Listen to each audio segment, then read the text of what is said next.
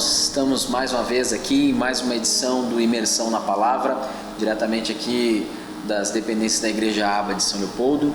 E nesse mês nós estamos trazendo mais um tema aí relevante para a tua vida, para abençoar e trazer transformação de Deus. E o tema desse mês é conversão e transformação de vidas, né? Nós já tivemos 2 vídeos, né, 2 entrevistas. Foi primeiro o pastor Vladimir, trazendo o testemunho dele. Tivemos também a entrevista com o irmão Gerson, também falando o que Jesus fez na vida dele. E hoje eu estou com uma convidada muito especial aqui, que é a irmã Vivi, ou aqui para nós, a Igreja Aba é a Vivi do Jocenir, né? E ela tem também um testemunho muito abençoado. Ela vai contar para a gente um pouquinho do que Deus fez na vida dela, ao longo da conversão dela, e algumas coisas que Deus fez nos últimos dias aí já. E para começar, né, Vivi, eu queria te perguntar, quanto tempo faz que tu já está com Jesus na tua vida? 12 anos já, glória a Deus. 12 anos, então já é um tempinho, já tem uma caminhada com o Senhor, né? E como é que tu chegou em Jesus? O que te levou assim a Cristo, né? Conta pra gente um pouquinho. Amém.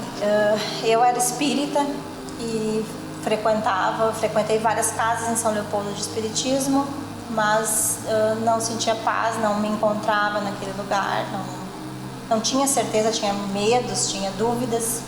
E estando lá, eu passei a questionar Deus se eu o encontraria ali. Pedi para Jesus que se Jesus se revelasse para mim naquele lugar, se ali fosse o meu lugar, o lugar onde Ele queria que eu estivesse. E durante um tempo foi assim, um tempo de dúvidas, de medo, de incertezas, e esse questionamento que hoje eu entendo que era uma oração, era uma forma de oração, de pedir por Jesus e pela manifestação dele, do poder dele sobre a minha vida. E então passamos aí, como tinham enfermidades, era depressiva, nós passamos aí, procurava em todo lugar, sabe aquela busca? Busca aqui, busca ali, não encontra, porque o que faltava era Jesus. Então a gente encontrou uma casa espírita na praia, onde a gente passou aí uma vez por semana, onde prescreviam medicamentos, onde a gente recebia consultas, onde a gente recebia passe, e ali a gente começou a frequentei acho que 1 ano mais ou menos, e ali a minha família toda ia, eu levava a minha filha também. E depois de um tempo indo, quando a minha filha tinha 3 anos e meio, um dia ao retornar desse lugar, a minha filha me questionou, né? Ela me questionou: mãe, bem pequenininha, eu quero conversar. Né? Ela me botou ali sentada, Idade ela tinha 3 anos e meio. Mãe, eu quero conversar contigo, sabe? E ela que me sentou ali e veio conversar. Eu sei que ali já era o Senhor agindo na minha vida, né? E aí ela me perguntou: mãe, por que tu me leva naquele lugar? E aí na linguagem dela, porque como ela era praticamente um bebê, 3 anos e meio. Tu não tem medo? Aquele lugar tem monstros e eu sinto medo deles, eu não gosto de ir. Aquele lugar cheira mal. E por que a gente precisa ir lá? E aquilo foi muito impactante assim para mim, porque com 3 anos e meio ela me perguntando, me questionando, né? Percepção. Tinha uma percepção, e eu creio que ela tinha uma visão do mundo espiritual. Por isso que ela descrevia o local assim. Então ela disse para mim assim: mãe, eu quero que tu me leve na casa do Jesus. E aquilo me impactou muito, porque nós não falávamos, né, para ela o que era a casa de Jesus. Não tinha ninguém, sempre teve comigo, eu cuidei em tempo integral dela sempre. Então não tinha alguém que tivesse falado. E a palavra de Deus diz que o Espírito Santo convence do erro e do pecado. Então eu fui convencida naquele momento, e hoje eu tenho certeza que o Espírito Santo de Deus estava usando a boca dela. Ela foi boca de Deus na minha vida, que o amor de Deus nos alcançou, me alcançou através da vida dela, que é uma criança, né? Sim. E foi bem lindo, assim, bem tremendo. Até eu questionei ela de volta, eu perguntei: onde fica a casa do Jesus? E aí ela, depois de um tempo, um dia ela disse: um dia eu vou te mostrar. Depois de um tempo, acho que 1 semana, a gente passou de ônibus por uma igreja, e ela me falou, me mostrou: mãe, aqui, tu tá vendo? Aqui é a casa do Jesus, vamos vir um dia. E enfim, eu tive a certeza naquele momento ali, não tive dúvidas de que eu precisava buscar Deus, e eu precisava buscar uma igreja para congregar, para fazer parte do corpo de Cristo. Amém. Que bênção. Essa foi a minha história de conversão. E assim, através de uma criança. Através de uma criança. E aí assim, nesse mesmo tempo, o meu esposo teve uma enfermidade, passou por uma cirurgia, e ele tinha uma infecção grave, assim, foi uma cirurgia de apêndice, e ele tinha uma infecção e os médicos estavam prevendo que talvez ele precisasse abrir de novo a cirurgia e ficar internado por tempo indeterminado, e aquela tinha que ser curada, aquela infecção de dentro para fora. E ele, claro, com certeza, a gente com medo, né, não sabia. Sim. Ele fez um voto ali com Deus ali naquele momento e pediu para Deus que se ele ficasse curado, não precisasse abrir, e ele saísse do hospital até no sábado, ganhasse alta. Tava louco para vir embora uma semana já no hospital. Longe. No domingo ele iria buscar uma igreja para visitar. E aí eu não dirigia na época, aí eu pedi pro meu vizinho da frente, chamei ele, o Paulo, e chamei ele e disse, poderia buscar o Josenir, né, no hospital, assim, ganhou alta, e contei toda a história, não sabia o que estava acontecendo, a gente não tinha assim o hábito de conversar todos os dias. E aí eu contei o testemunho do que aconteceu e falei sobre a igreja, que ele tinha feito um voto e Deus tinha, ali já era o nosso primeiro milagre, né, na verdade. E aí o Paulo aí ele chorou e ele disse assim, nossa, isso é resposta de oração para mim. Porque faz 2 anos que eu oro por vocês, que eu oro pela família de vocês e peço a Deus uma oportunidade para levar vocês na igreja. Amém. E através da vida dele, ele nos trouxe, ele congregava aqui na Aba, e aí ele nos trouxe e a gente está aí até hoje com Jesus. Que bênção, né? E aí então começou com a filha, com a criança, e depois o vizinho já estava orando, aí já tinha um agir de Deus aí sobrenatural, né? Mas que tremendo, né? E Vivi, hoje assim, tu contou a história, né, de algo que vocês viveram, né, nesses 12 anos já, e nessa tua caminhada já de 12 anos, se te perguntasse agora, né, qual a coisa, assim, o fator aqui que tu acha que mais mudou na tua vida depois que Jesus entrou e tomou conta dela? Qual é a maior mudança que a Vivi teve na vida dela? Amém. Em primeiro lugar, assim, foi que nós fomos alcançados pelo amor de Deus. Eu conheci esse amor, um amor que eu não conhecia. Esse amor foi derramado, essa misericórdia sobre a nossa vida. E desde lá a gente tem tido muitos testemunhos de curas, né? Em todas as áreas da nossa vida, Deus tem curado. O emocional, traumas de infância, o físico, espírito de depressão, tudo isso Deus tem curado, trabalhado em nós. E nós temos pedido e clamado a Deus por transformação. E Deus tem nos transformado de glória em glória. Todos os dias a gente precisa dessa transformação. E nós estamos abertos e pedindo, clamando a Deus por isso. E nos permitindo ser transformados. Então, assim, a cura, Deus restaurou a confiança, porque é maravilhoso a gente ter aquela segurança, a pessoa insegura, e ter essa segurança de que existe um Deus Todo-Poderoso que cuida da nossa vida, que cuida da nossa família, o qual a gente pode descansar nele. Então, Deus restaurou a confiança, a segurança, nos assegurou do seu amor, da sua misericórdia, e nós temos vivido assim pela graça de Deus, sendo alcançados todos os dias. Amém, amém. E tu falou que uma das áreas, né, que vocês sentiram muito foi a cura, né? Então, coisas que tinham na vida de vocês que Deus foi curando, e parece que tem um testemunho bem recente de cura aí, de algo que Deus, uma enfermidade, né? Que é bem do momento. Tu conta pra nós um pouquinho o que aconteceu contigo e teu marido nesses últimos dias? Amém, conto sim. Gente, entre tantas curas que Deus já fez, que são muitas, não dá para citar todas, vou contar essa última. O meu esposo, ele começou a sentir os sintomas gripais e começou a se agravar o quadro dele, e foi bem preocupante. A gente buscou ajuda médica. E o que foi passado? Que a gente precisava ficar já em isolamento e esperar, aguardar 10 dias para fazer o exame da Covid. E fomos para o isolamento, ganhamos um tratamento, recebemos um tratamento com antibiótico e fomos para casa. Isso numa segunda-feira. E eu estava bem mal, na segunda e na terça tinha também os sintomas, mas na quarta já comecei a reagir ao tratamento, fiquei bem, mas eu percebi que o meu esposo não conseguiu reagir, ele estava tendo só piora do quadro. E como ele é diabético, ele é hipertenso, e final do ano passado ele teve uma ameaça de infarto, então era muito preocupante assim para nós, né, o estado de saúde dele. E então eu levei ele até um pneumologista que examinou e já diagnosticou que ele tinha pneumonia nos pulmões, já tinha os 2 pulmões, né, invadidos pela Covid. Antes mesmo de fazer o exame, ele já diagnosticou no pulmão, já estava. E aí ele passou um tratamento e disse que em 48 horas ele precisava reagir. saturação aumentar, porque ele estava saturando 80, que é muito baixo. Ele precisava que a saturação aumentasse. Aí ele deitado ele saturava 89 ali, mas tinha as quedas, né, as crises. E é muito perigoso, Sim. falta oxigênio no corpo, é muito perigoso. Então, se não melhorasse em 48 horas o quadro, aí eu precisaria levar ele para internar, para receber oxigênio e o tratamento. E aí eu percebi, fizeram, isso foi na sexta, no domingo ele começou a ter uma piora no quadro, foi só piorando. No final do dia, como ele sempre tinha pioras, então nós decidimos de procurar ajuda, né? A gente relutou, a gente não quer ir para... Até porque não sabe qual a gravidade, não quer tirar o lugar de alguém que esteja precisando, mas aí a gente viu que tinha realmente a necessidade de ir para um posto. E aí a gente foi para a unidade de pronto atendimento na feitoria e chegamos lá, ele teve uma crise, passou mal, então o médico já teve que socorrer, não foi nem atendido, ele foi socorrido.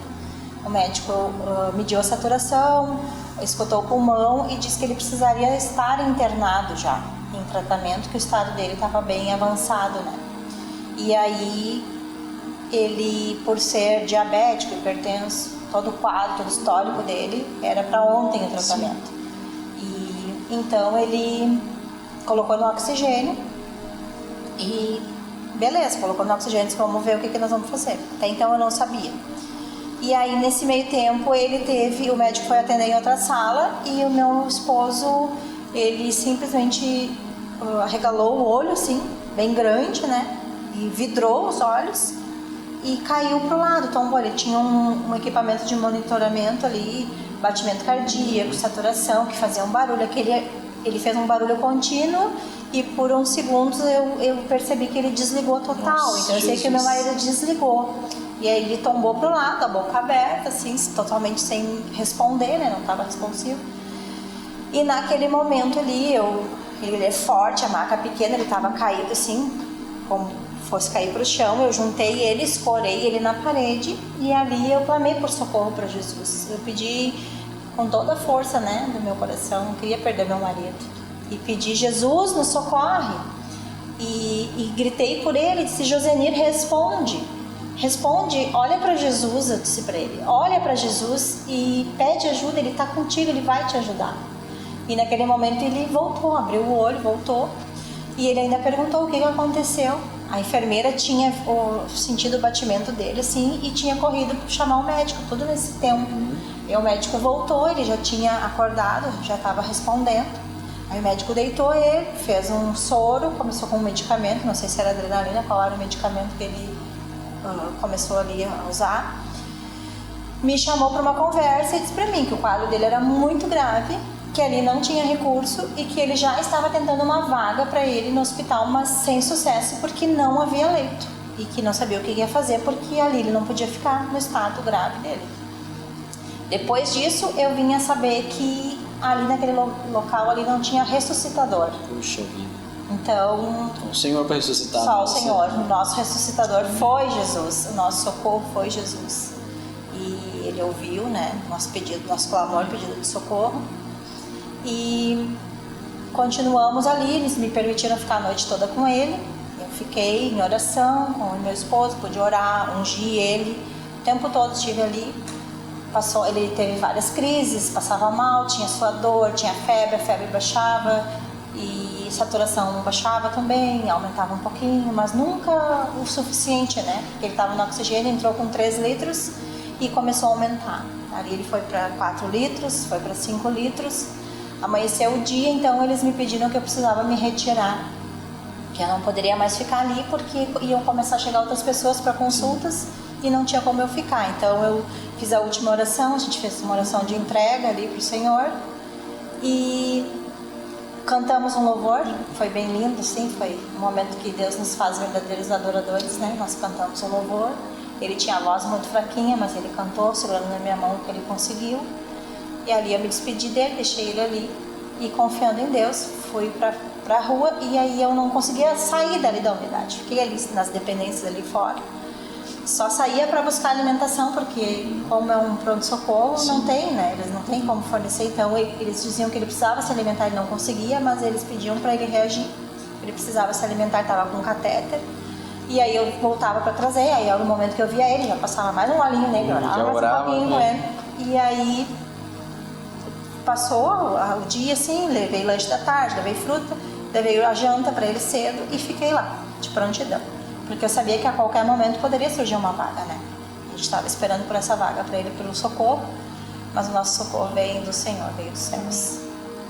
Então não tinha leito, a gente ligava para o Centenário, a gente ligava para outro hospital, mas o município não aceitava que transferisse ele para outro município e não tinha nem particular. Então nessas horas a gente vê que não importa dinheiro, tua classe social, tua raça, nós todos, quando chega o dia mau, nós dependemos da misericórdia do Senhor. E nós estávamos ali, rendidos, entregues ali à misericórdia de Deus. E aí teve um momento ali à noite, que acho que por volta de umas 9 horas, eles foram até o médico, né, me chamou, foi até a porta e me chamou, familiar de Josenir.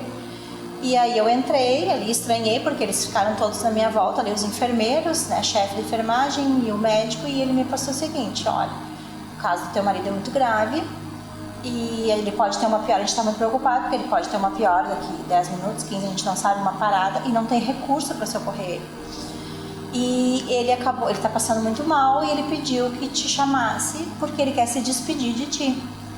Puxa. Foi um momento bem difícil ali, né? A gente é humano, a gente estremece.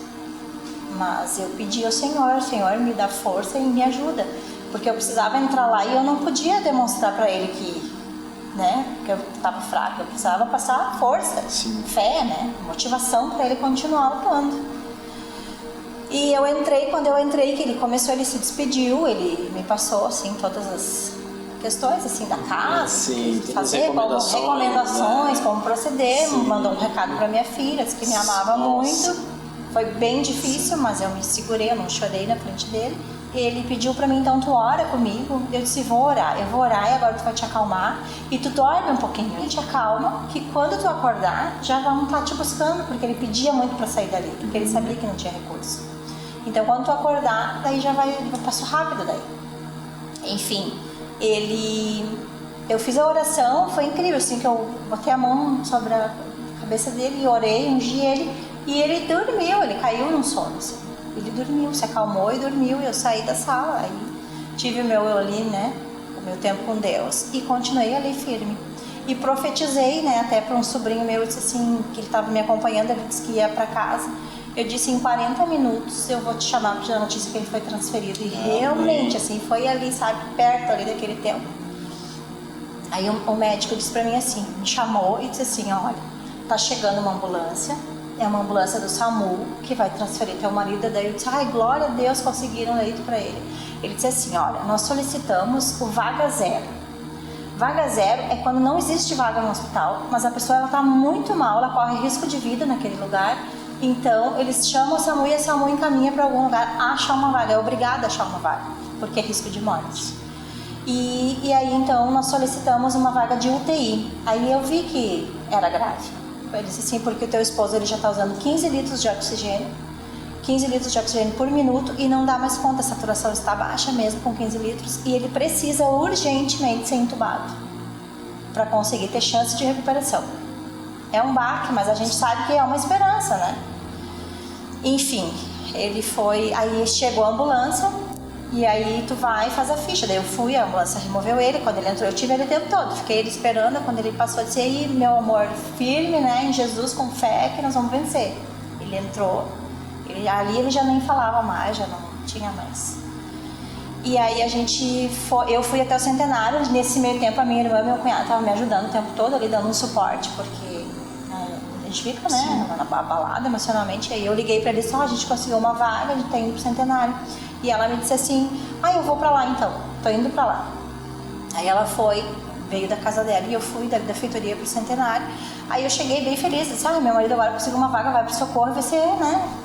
Aí quando eu cheguei, que eu dei a ficha, assim, a carteira dele de motorista pra fazer a ficha dele, pra ele ter a internação, ela disse assim pra mim, não, pode guardar o documento porque a gente não vai poder fazer a baixa dele porque deu um problema grave. Nossa, aí eu pensei, meu Deus, misericórdia, o que a gente pensa, né, que não tinha resistido à transferência, porque a gente tinha sido avisado que era perigoso.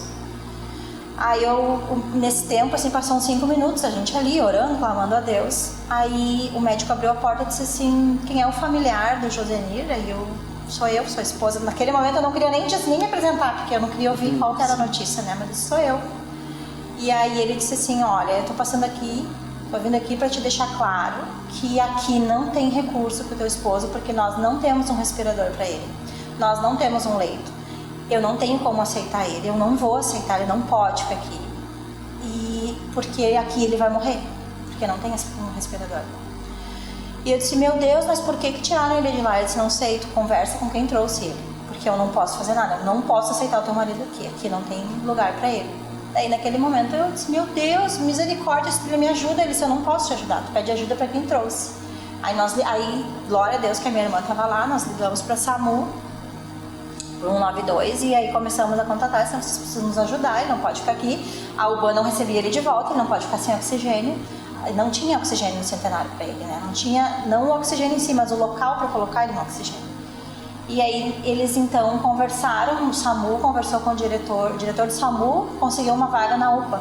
Aí nós conseguimos essa vaga na UPA e quando ele chegou lá, a médica recebeu ele, disse que ele seria recebido, seria feito todo o possível para manter ele vivo, mas que não era ali ainda o recurso, né?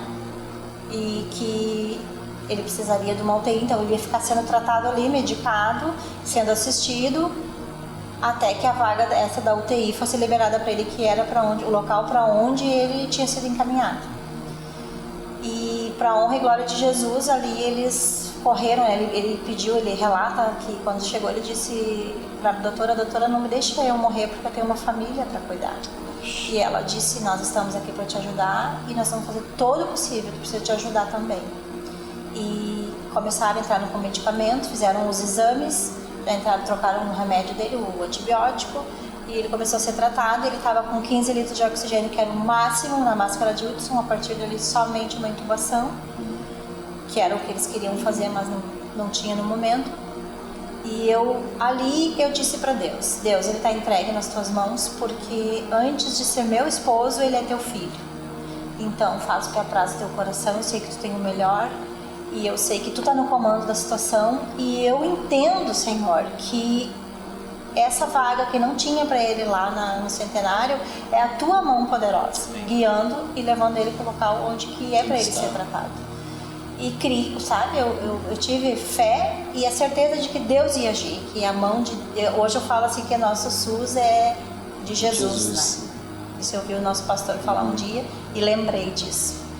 E eu agradeço a Deus porque Deus ouviu o nosso clamor. Eu agradeço a Deus por congregar, por ter entregado a minha vida para Jesus, porque durante todo esse tempo eu não estive sozinha. Eu tive o cuidado dos meus pastores, que tiveram firme comigo em oração, faziam chamadas de vídeo e estavam ali sempre orando, sempre com uma palavra de ânimo, de esperança.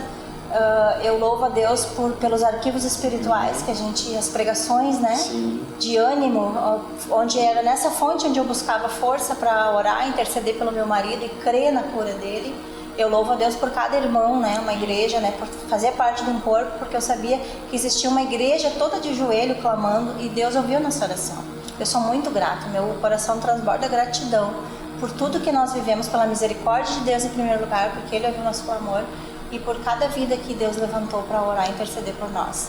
E aí no outro dia eu voltei ao hospital e o diagnóstico dele já era o seguinte, de 15 litros, ele já tinha baixado para 8 litros. Aleluia. A gente sabia que era a mão de Deus, já era metade, e que ele já estava se alimentando, né? Eu levei o alimento, estava se alimentando bem, estava responsivo, estava todos os sinais vitais bons, a diabetes, tudo controlado, e ele já estava bem melhor. Ela disse, eu não posso garantir que ele não vai ter uma piora, porque é assim a doença, né? Ela é muito instável, ela assim como está bem, fica mal e mal. Foi bem assim. A gente não garante nada, eles não davam certeza. Aí eu respondi para ela assim, mas eu tenho certeza que ele vai conseguir, porque o médico dos médicos está cuidando dele. Agradeci a médica que estava cuidando e fui para casa. E aí depois retornei e as notícias eram melhores, baixando para 6, baixou para 7, para 6 de oxigênio, foi reagindo muito bem. E para a honra e glória do nome de Jesus, em 48 horas, eles fizeram um desmame total do oxigênio. Amém. E ele estava saturando 96. E ele é um milagre. Então eles decidiram em 48 horas, um homem que era para ter sido entubado. Se isso não é um milagre, sim, não sei o que é, né? ele não estava mais precisando do oxigênio e eles decidiram mandar ele para casa para não correr o risco de pegar outras bactérias ou até a pneumonia, né, bacteriana que circula lá no meio do Covid, né?